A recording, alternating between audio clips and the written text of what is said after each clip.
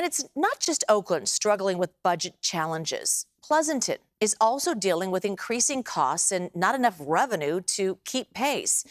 So voters in that city were also asked to approve a sales tax to help close the budget gap.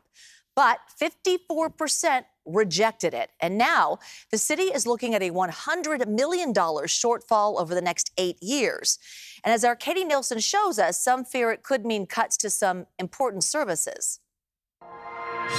Have you guys been in before? No. Oh, yay. Can I tell you a little bit about it? Sure. Wendy Schulte and her husband have been small business owners in Pleasanton for almost 10 years. We chose this area because it was one of the more safer areas to run a small business. They own Good Common Sense Naturals, an all-organic skincare and bath store.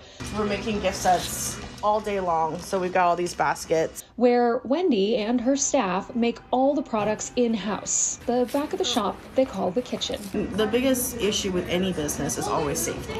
Safety for my employees and safety for my customers. That's why she and others around town were concerned when they heard about proposed cuts from the city administrator to help balance the city's projected budget shortfall, including making cuts to police, like eliminating school resource officers in the K-9 program, as well as closing one of the city's fire stations. I think our community was pretty clear that public safety was one of their top priorities. Jack Balch is the newly elected Pleasanton mayor. He says cuts to public safety should be a last resort, but like many other cities, the general fund's largest expense is public safety.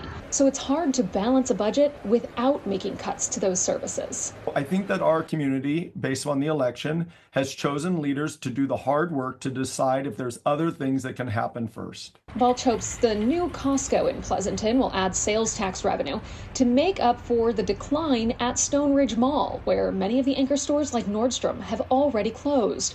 I want to see that it's actually made in Pleasanton. For Wendy, she hopes the council looks at the budget like a business owner and tightens the belt before cutting critical services. That they've actually dug very, very deeply into this, and there's no other choice.